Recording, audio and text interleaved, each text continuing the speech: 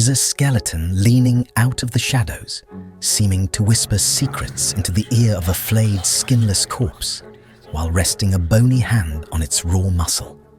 Why is this young servant boy sticking out his tongue in silent ridicule, pointing a finger at this doll as if he knows a dirty secret? And why is this woman, in a home of high nobility, stretching her legs wide open in such a sprawling, unladylike, and deeply satisfied yawn? These aren't random accidents of paint. They are deliberate, venomous clues hiding in plain sight within the most famous satirical series in British art history, Marriage à la Mode. Painted between 1743 and 1745 by William Hogarth, these 6 canvases currently hang in the National Gallery in London. At a glance, they look like scenes of aristocratic life, but they are actually a savage indictment of the upper class. This is the story of the Squanderfields, a marriage brokered not for love, but for a title on one side and new money on the other. It is a narrative that begins with a contract and ends in syphilis, infidelity, and murder. Most people just see the tragedy, but Hogarth hid the devil in the details. Today, we are going to read these paintings with surgical precision, dissecting every background object, every gesture, and every hidden sin to understand exactly what Hogarth was telling us. Our story begins in a grand French-style bedroom. Right in the center of it all, holding court from a throne-like chair, is the Earl. This chap is the narrative's first and largest figure for a reason. He owns this room. Everyone in it is here at his command. Just look at his pose. It is a masterclass in arrogance. One hand points proudly to the family tree beside him, boasting of his lineage, while the other rests on his chest, declaring his own self-importance. Observe his little finger.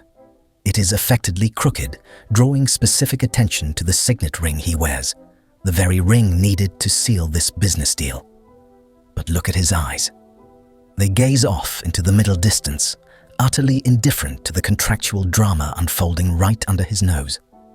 However, Hogarth immediately undercuts this show of grandeur with a brutal detail. The Earl's foot is heavily bandaged, resting on a stool. This is a classic sign of gout, which in the 1740s was wryly known as the true nobleman's disease. It was a mark of excessive gluttony and sensuality. The man is rotting from the inside out. And the arrogance doesn't stop at the biology. He has even had his crutches stamped with coronets, proudly turning his infirmity into a badge of rank. The irony, which we the viewer can appreciate, is that while the man is crippled, it is the earldom itself that is truly crippled. Then there is that family tree he is so proud of. It is rooted, quite literally, in the belly of William the Conqueror, a wonderfully apt, amusing source for a family history defined by gluttony. If you look closely at the branches, you will see medals shaped like fruit hanging there. The Earl's finger points to an uncrowded fruit on the main stem, indicating his son's direct descent. But tellingly, the scroll is partly rolled up, hiding the topmost branches. This implies that this family line is nearly at an end, and not through natural growth. It is a dying vine. Opposite this decaying aristocrat, we have the other father in this transaction, the alderman, the bride's father. He is a man of the city of London, a merchant through and through. Everything about him clashes with the Earl's faded French foppery. His wig and long-skirted coat are even more old-fashioned than the Earl's. His scarlet coat and bright breeches would have screamed vulgarian to a fashionable audience of the time. He sits awkwardly, tense and preoccupied. His gaze isn't on the contract's title or the grandeur of the room.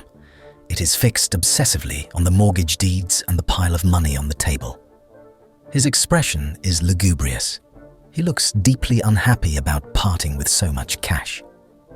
He is so hunched over the documents, so metaphorically short-sighted, that he misses the obvious imperfections of the Earl's family tree.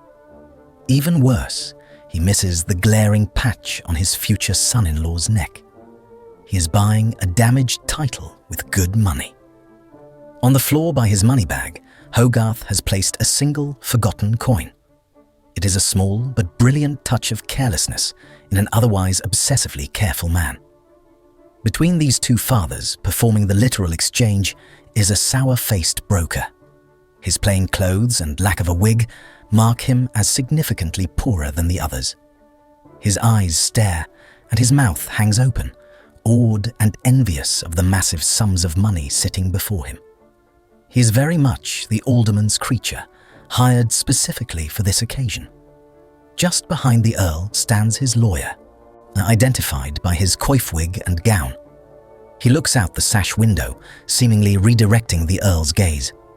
This view through the window is the expression of the Earl's fantasy. It shows the courtyard of his new palatial building project. And frankly, it is a complete mess. The new house is intentionally in the Neo-Palladian style, which Hogarth despised and thought degenerate, often making it the butt of his satire. In this case, the architecture is muddled, with 3 Corinthian pillars supporting 4 Ionic ones, a structural absurdity. The pediment is unfinished, and the whole thing is propped up by empty scaffolding. It is a sign that even an Earl's credit can run out. This confrontation between the Earl of Westminster and the Alderman of London is the core of the main tableau. It represents a deep social rivalry of the time. The landed aristocracy, impoverished by extravagance, forced to seek cash from the wealthy merchant class. The money and mortgage notes on the table amount to a substantial sum. This is a business deal, pure and simple. But over to the left, in what Hogarth sets up as a separate minor tableau, the human consequences of this deal are playing out. And here is where the plot thickens. Here we have the bridal couple, soon to be Lord and Lady Squander. They could not be less interested in each other. The bridegroom, Lord Squander, has his back turned to the entire ceremony. He is taking a pinch of snuff, his lips pulled back in a smile of mild exasperation. He is the height of fashion in pastel shades, but his angular, bony pose is awkward, almost gauche. That large, sinister plaster on his neck hints at scrofula, which a contemporary audience might well have read as a sign of inherited venereal disease, a direct consequence of his father's excesses. Behind him hangs a pier mirror, topped by a coronet that is cut in half by the frame. This is a prophecy that this man will only ever be half an earl. In the engraved version of this scene, Hogarth added a crucial, ghostly afterthought. The reflection in the mirror is not the Lord's own face, but that of the lawyer, Silvertongue, who is leaning towards the bride. It is a touch of tragic poignancy. The Lord is so engrossed in himself that he doesn't see the intrigue beginning right behind his back. And that intrigue is clear. The bride, the alderman's daughter, slumps in her chair. She is dressed expensively in a showy French-style gown representing her father's investment. But she is miserable. A huge handkerchief in her lap suggests she has been crying. She ignores her future husband and instead toys sullenly with the wedding ring, an emblem of the honor she will soon treat lightly. Her body, however, is inclined towards the man who is bending over her, the lawyer, Counselor Silvertongue. Silvertongue is all-rounded, graceful curves, a physical contrast to the angular bridegroom. He sharpens a pen with an expression that approximates pure love. He is the alderman's man, placed behind his chair, and his approach to the bride is unmistakable. He is, right here at the betrothal, the agent of the marriage's future destruction. Even the dogs in the foreground are in on the symbolism. 2 shackled pointers. One sits upright, gazing presciently out of the picture as if towards future events. The other lies down, soulful. Their contrasting poses reflect the unhappy couple, sitting as far apart as possible. And note this detail. A coronet is branded into the hide of one dog. They are the Earl's possessions, overshackled, their sleek coats spoiled by the mark of ownership. Now, let's look at the walls. They are covered in inset paintings, what Hogarth called the historical sublime. And they are not mere decoration, they are a chorus of commentary foreshadowing the entire tragic series. There is a large, ridiculous portrait of the Earl as Jupiter, laden with absurd, self-aggrandizing symbolism. He presides like a negligent deity over a marriage ceremony he can't be bothered with. Nearby, we see David and Goliath, where the small David defeats the giant. Below it, Judith with the head of Holofernes and Saint Sebastian. All these will make perfect sense as the story progresses. On the left, notice an oval portrait of Medusa, her face a mask of fright and remorse. She is the bride's counterpart, a gorgon who will metaphorically turn hearts to stone. Surrounding her are images of suffering saints, Saint Agnes, who refused an arranged marriage, and Saint Lawrence, martyred on a gridiron, definitely hinting at something we are going to witness soon in the coming paintings. And on the ceiling, almost forgotten, is a painting of Pharaoh drowning in the Red Sea, oblivious to the chaos around him, a perfect analogy for the fathers, blind to the catastrophic consequences of their deal. So, what are we left with in this first scene? A breathtakingly intricate opening, a vain, gouty Earl selling his lineage, a mean, ambitious alderman buying a title, a disinterested, sickly bridegroom and a resentful bride, and a smooth, opportunistic lawyer who is already circling.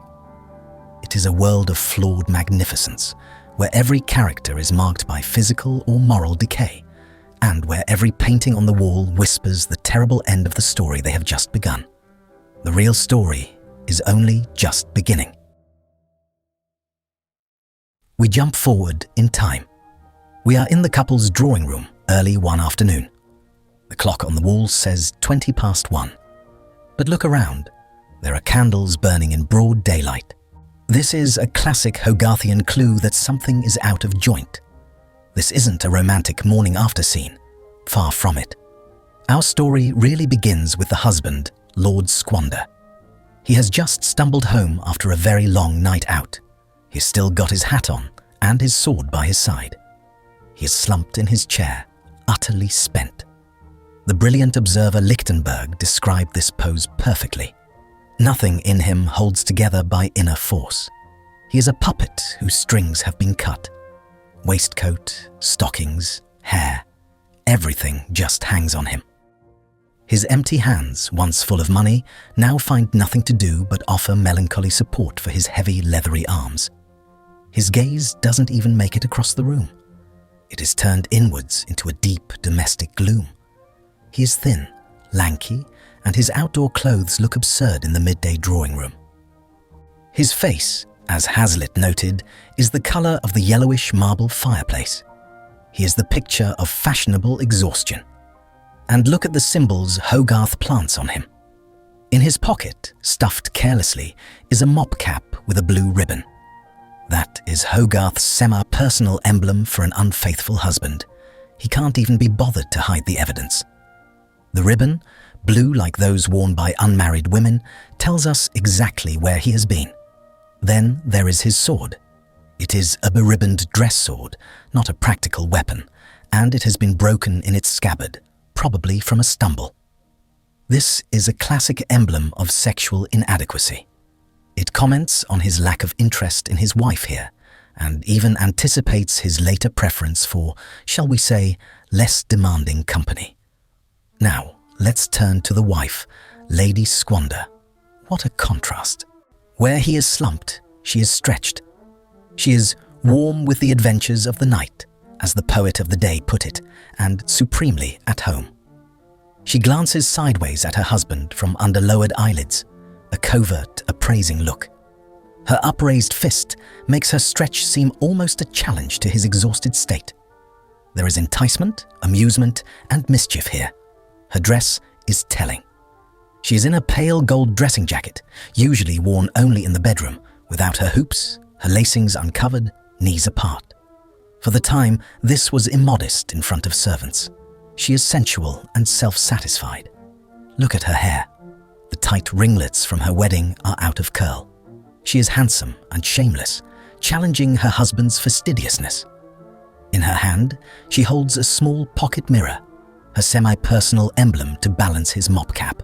It is a vanity. At a narrative level, she might be checking her face after a long night of gambling or the supposed attentions of a certain music master. But it is also an emblem of the empty reality of the marriage. It shows her nothing he wants to see. Her interests are clear. By her foot is Hoyle on Whist, the 1742 manual that made whist a fashionable craze. A pack of cards is spilled nearby. If you look into the next room, we see 3 card tables, with mirrors on the wall reflecting the players back on themselves. A closed, self-absorbed world. The unlit candles by the clock show they played indifferent to time. There are no glasses or bottles. This is serious, clear-headed gaming. Her late breakfast is just a wafer and tea, abstemious but fashionable. She has deliberately learnt this craze to keep up with peers and fill a lonely life. Now, at Lord Squander's feet, replacing the well-behaved pointers from his father's house, is an indisciplined, rough shock dog. Its paw is on the footstool, exactly where the Earl's foot was in the first painting, a comic symbol of the new lax regime. The dog is curious, sniffing. It is on the wife's blind side, acting almost like her spy, its interest reflecting her own discreet curiosity about her husband's night. Look at the explosive little scene on the left. The husband's gaze is also absently directed here. We see an overturned chair, a dropped tune book, and discarded expensive violin cases. This is the aftermath of a hasty departure. Someone had just made a swift exit upon news of the husband's return. This was likely Silvertongue, the lawyer from the first picture, whose silvery tongue could be musical as well as persuasive.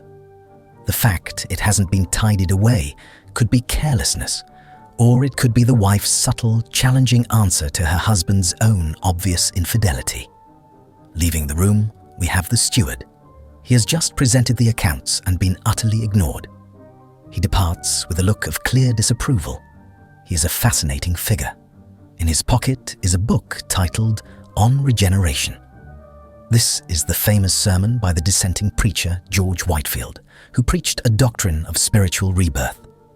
The steward is a follower. This is a loaded reference. Whitefield was hugely controversial, attacking cards, plays, and fashionable entertainments as nurseries of debauchery. So, the steward's presence is deeply ironic. He is supposed to be attacking the devil in his strongholds, yet he is living off this dissolute viscount. In his hand, he holds a massive stack of bills. Only one spike has a receipt on it. The rest are unpaid. He has come to get them to balance the books, but he realizes it is hopeless. They are spending money they don't have on gambling and vice. The steward's departure, with his dark clothes and skull-like head, is portentous. He is a regenerative force quitting the scene. Let's examine the setting itself. The room is a mishmash of fashionable styles, lacking taste. Rococo, English, Oriental, classical. It is the home of the nouveau riche with more money than sense. Focus on the fireplace. The ornaments are a satirical treasure trove. Lichtenberg went on a glorious rant about them. Chinese gods, and apparently in an advanced state of pregnancy, vases stiff as railings. It is a collection of exotic junk, arranged with meticulous comic symmetry. This is the wife's domain. She collects these pagods and freaks with the same passion she applies to cards and music. On the mantelpiece is a bust. It is a modern imitation of a classical head with a newly mended nose. This was a common trick by restorers to sell fakes. The bust is blind, stony, a comment on the marriage. Its broken nose connects it to the world of venereal disease. Think of the noseless servant in A Harlot's Progress. Above, in a huge frame, is a painting of Cupid. He is playing the bagpipes, a raucous, sexually suggestive instrument, serenading the deaf, blind bust. His bow is unstrung, more discord, and he is set amid ruins. It is a musical parable of the marriage's state. Now, the clock to the left. It is excessively ornate rococo, showing the English family's wholehearted embrace of French influence. The ornament around it is absurd. Fishes stranded in a bush with a cat between them. The fish align with the husband's slouched body. He is the cold fish.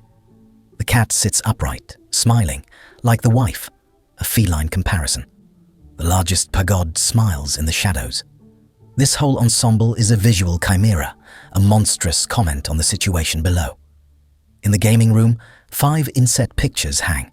The nearest is curtained. Only a single supine foot peeks out. In the 18th century, if you had a painting covered by a curtain, it meant it was salacious, a veiled reference to the adultery to come.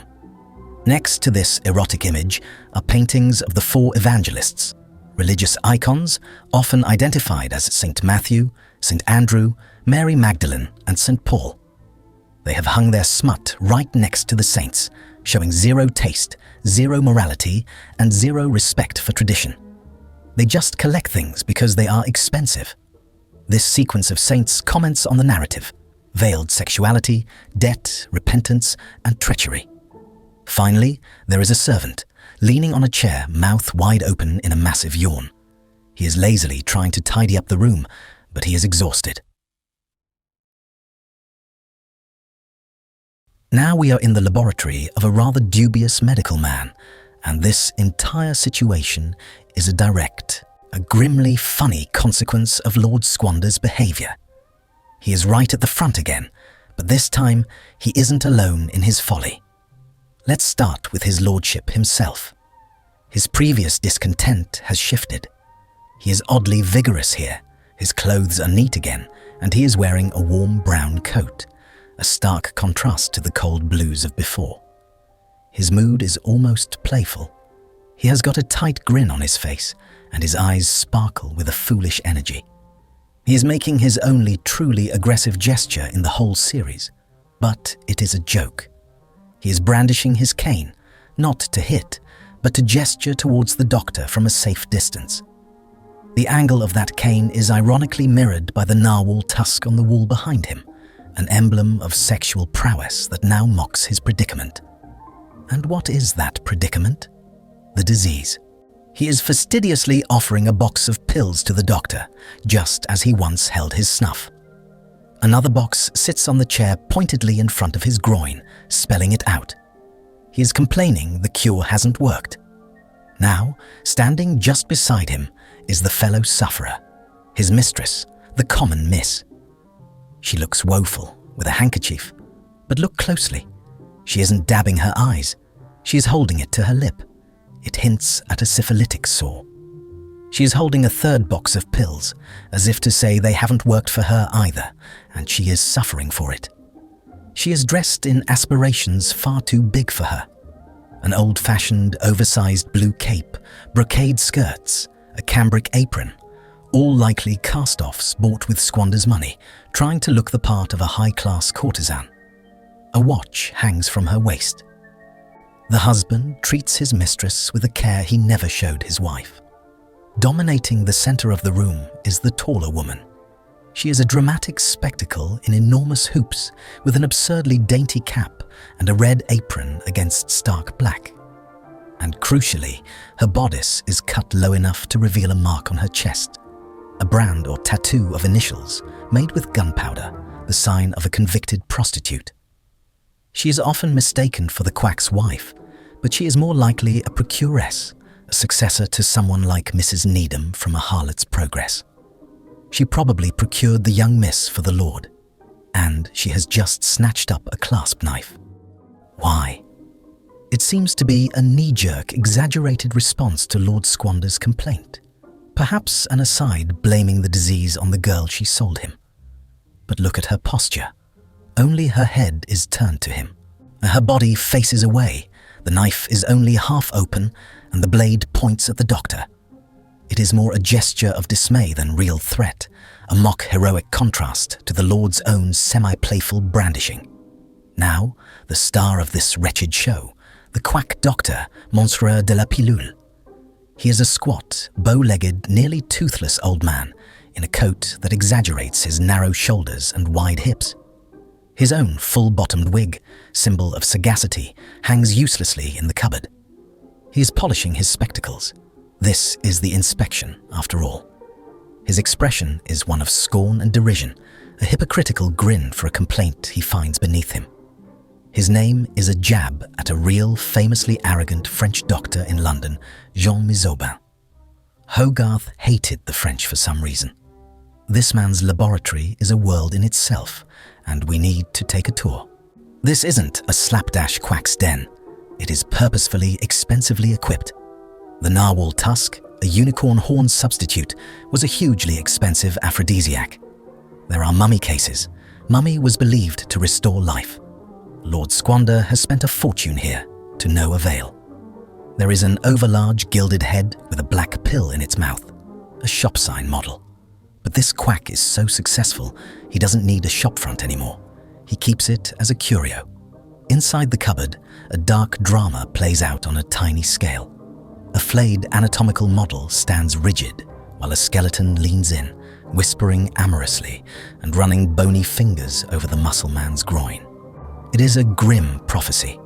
The Viscount's reckless hedonism is courting death itself. Furthermore, the scene acts as a literal skeleton in the closet, mirroring the secret tryst with the young prostitute taking place behind the scenes of the main narrative. The room smells of dust, dried herbs, and old secrets. To the left, a heavy cabinet groans under the weight of ceramic apothecary pots, their contents hidden and likely dubious. Crowning this dusty collection is the severed head of a wolf, its frozen snarl presiding over the gloom. The artwork adorning the left wall offers no respite from the grotesque.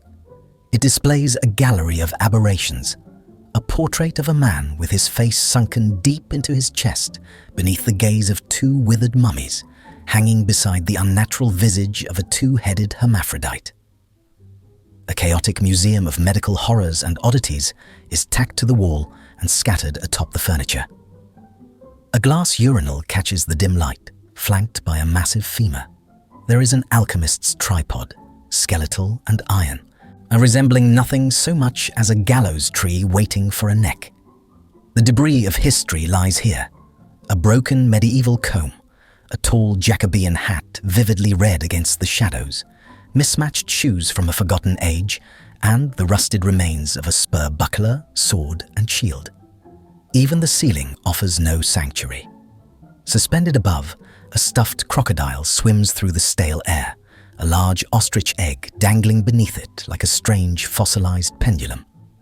The trappings of comic chivalry and puritanism are reduced to dusty junk in a room where the only consequence of love is disease. To the right, a tangle of wood and gears dominates the space, extremely complicated mechanical contraptions that seem more torture device than medical aid. An open book nearby reveals their absurd dual purpose: a machine for setting dislocated shoulders and with equal gravity, drawing corks from wine bottles. The inscription claims these devices were inspected and approved by the Royal Academy at Paris, a biting, sarcastic flourish that mocks the pretensions of the French and exposes the dangerous charade of their medical knowledge. And on the table, the focal point: a skull, superimposed on a book. The skull is eroded by syphilis, holes in the forehead. This skull is a memento mori, a prefiguration. Lord Squander, suffering the disease that killed this skull's owner, is looking at his own future. Hogarth packs every inch with meaning: pathological, psychological, satirical. It is a danse macabre played as a black comedy, where a ridiculously gallant everyman dares to sit in death's own laboratory and complain about the service. He knew exactly what he was doing. The old Earl is dead. Long live the Earl, except the new Earl, our lanky, snuff-taking friend, is nowhere to be found. Instead, we are in the Countess's morning levee, her toilette. In the 1740s, this was the height of fashionable pretension, an aristocratic woman receiving guests while her hair was being done. It was a performance of power, but here it is a performance of infidelity. Dissecting these works digitally is one thing, but there is no substitute for examining these details in your own home. For those of you looking to add this specific series to your personal gallery, I've curated high-quality versions of all 6 paintings over at viewcrypt.com. I wanted to make sure they were easily accessible for anyone who wants to see Hogarth's wit in person every day. Look who has made himself at home. Reclining in a grand velvet-backed chair, the very chair that belonged to the late Earl, is Counselor Silvertongue. He hasn't bothered to change his drab, brownish legal garb. He is so confident in his conquest of the Countess that he doesn't need to dress the part of a courtier. He has his feet up, a gesture of ultimate disrespect to the house he is currently dismantling. He is leaning towards the Countess, pointing a finger at a decorative screen. This screen depicts a masquerade, the ultimate 18th century venue for illicit trysts, because the masks provided total anonymity. Silvertongue is offering her a ticket to one. His expression is one of smooth, calculated seduction. He is no longer just the lawyer. He is the architect of the family's final collapse. The Countess herself has undergone a total transformation. No longer the sobbing, slumped girl from the marriage settlement, she is now a poised, confident hostess in a shimmering white gown. But look at the details she's forgotten. On the back of her chair hangs a teething coral rattle. It's a tiny, chilling detail. It tells us she has had a child, the heir to the earldom, but the child is nowhere in the room. In an era where children were often relegated to wet nurses and servants, this rattle is a screaming symbol of maternal neglect. She is so absorbed by Silvertongue's whispers and the gossip of her guests that her own flesh and blood is an afterthought. A Swiss valet de chambre, with a comb in his own hair, is a figure of potential danger. He's perfectly positioned to overhear and observe. He's the most likely spy, the one who could carry news to the absent Earl. To the left, we have a parade of the polite society Hogarth so despised. We have an opera singer, a caricature of the famous Castrato Carestini. He is a mountain of a man, his chest heaving with a silent aria, his mouth a cavernous O. Beside him, a flutist, modelled on the musician Wiedemann, puffs out his cheeks, a mockery of the flute-playing Frederick the Great. Then there is the audience. First are the die-away lady in her plain English dress and straw hat. She's in a rhapsodic swoon, a country cousin overwhelmed by the exotic music. Her pallid, flame-haired look suggests a vaporous temperament easily overexposed to an erotic song. Next to her, the most fantastic figure, the Prussian envoy. He's a long, thin, gawky figure sipping tea, his eyes staring into space. His thin leg and elbow unconsciously parody the Castrato's fat ones. He's a walking paradox, a frail military man waiting for a French hairdresser in an English bedroom, listening to an Italian. He's not Lord Squander, but an ironic counterpart, a foreshadowing of the husband's future role as a fashionable, ineffective cuckold. His curl papers look like a cheveux de frise of horns. Beside him, the man with a fan hanging from his wrist. His face is twisted into an ugly smirk by the music, his lip marred by a patch. He's a slave to fashion, perhaps holding the die-away lady's fan in hope of a reward. But the true narrative is written on the walls, where the art whispers the room's dirty secrets. On the right, old masters depict ancient taboos. Lot and his daughters speaks of incestuous ruin, while Jupiter and Io celebrates the dark art of seduction. To the left, the commentary becomes personal. Beneath a portrait of the lawyer Silvertongue, whose painted gaze seems to claim the bedroom he has invaded, hangs the rape of Ganymede. It is a mythological nod to homosexual desire, placed with intentional irony directly behind the flute-playing Frederick, silently mocking the monarch's preferences. In the bottom right corner, a young black page boy sees through the pretension. Seated amongst a collection of hideous, grotesque ornaments from the Timothy Babyhouse estate, he wears an impish, knowing grin. He points a finger not at the art, but at a statue of Actaeon. He is not admiring the craftsmanship. He is pointing specifically at the horns, the universal brand of the cuckold, signaling that he knows exactly what the lady of the house has been up to. Finally, the floor tells the story of a life wasted. Scattered on the floor on the left among playing cards are a number of invitations. Lady Squander's company is desired at Lady Townley's drum next Monday. Lady Squander's company is desired at Lady Heatham's drum major next Sunday. And Lady Squander's company is desired at Miss Harebrain's rout. Hogarth making a joke with the sequence drum, drum major, and rout. There is also a note. Count Bassett begs to know how Lady Squander slept last night. Hogarth has intentionally drawn this note full of spelling errors, mocking the lack of true education and refinement among the fashionable elite she now associates with.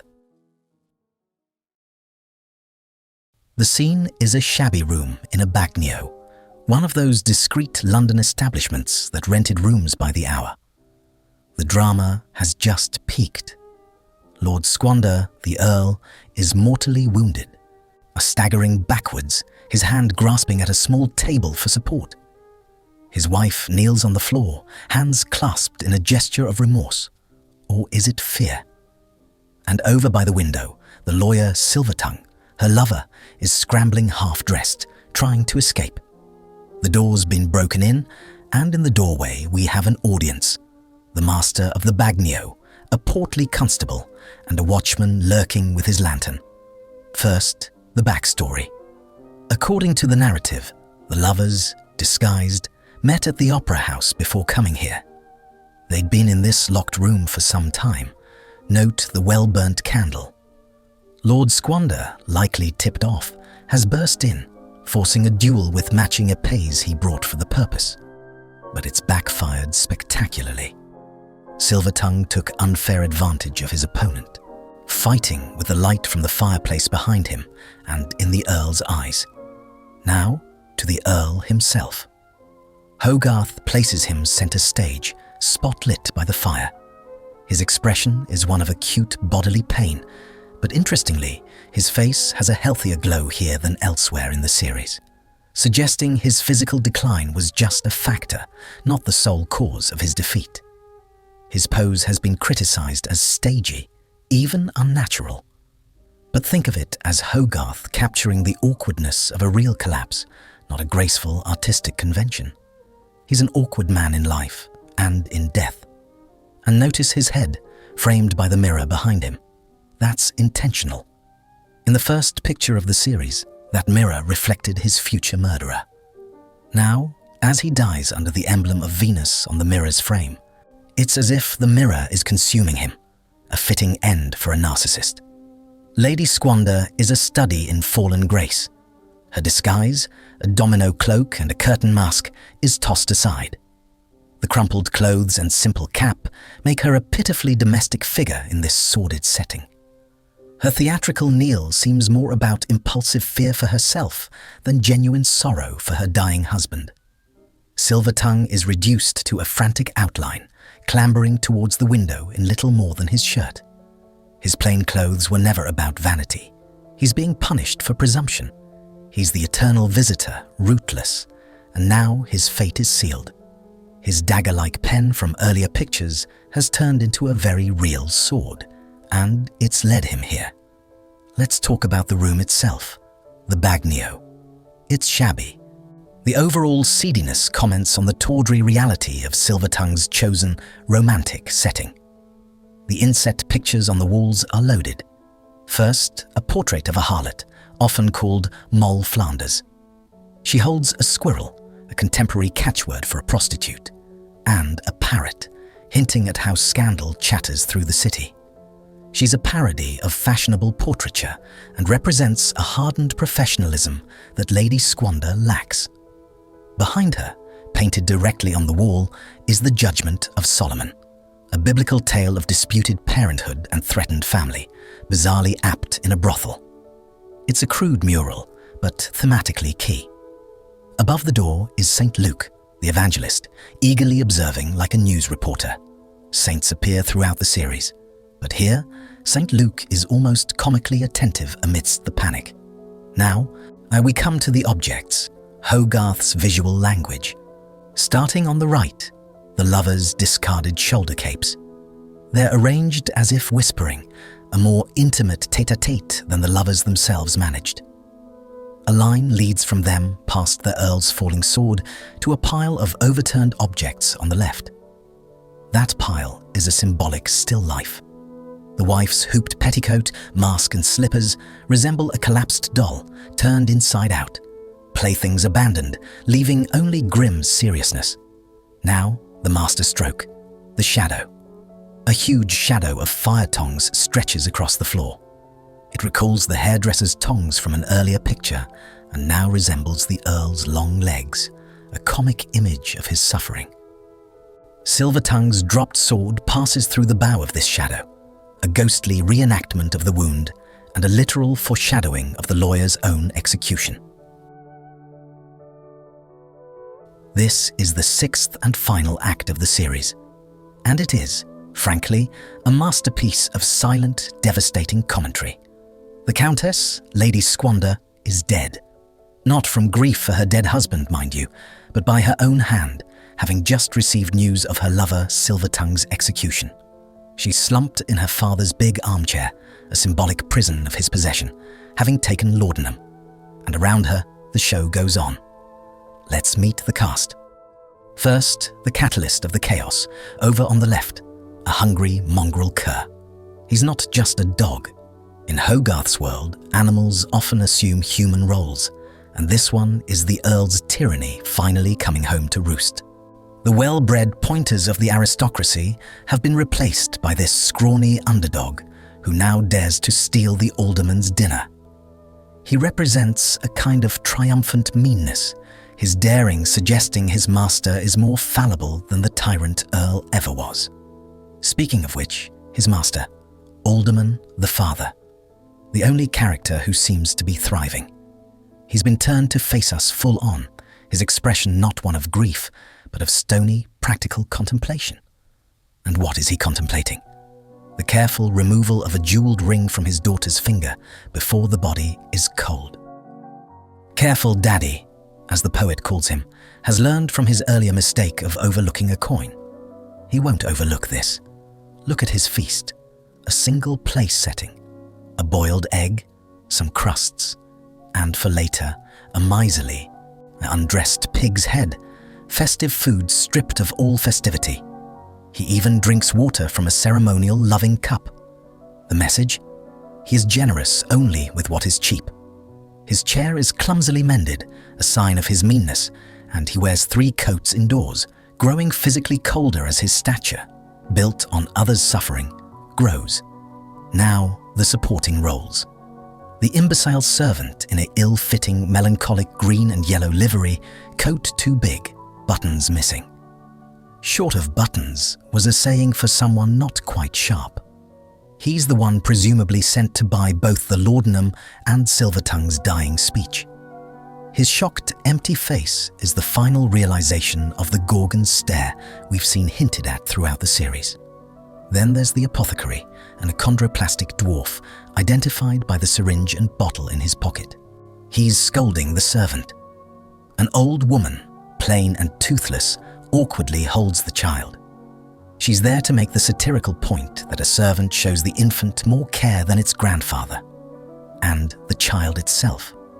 Not a healthy heir, but a sickly, possibly syphilitic boy with a weak leg, a sore cheek, an enlarged head. He is the bitter, living consequence of the arranged marriage, the contaminated lineage, the enfeebled future of this doomed alliance. He clings to his dead mother. Now, the setting. Look through the window. That's London Bridge, a structure famously rickety and dangerous, a dam that caused constant accidents.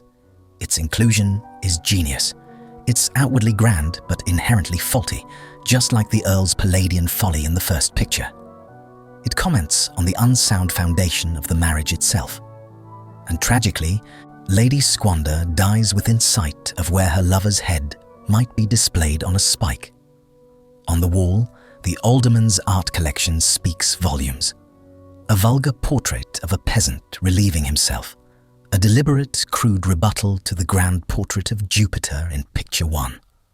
Under it, a still life of chaotic, wasted plenty contrasting with his meagre meal, and a painting of topers lighting a pipe from a friend's nose, a mean-spirited visual joke about drawing pleasure from another's deformity, much like the alderman profiting from the Earl's downfall.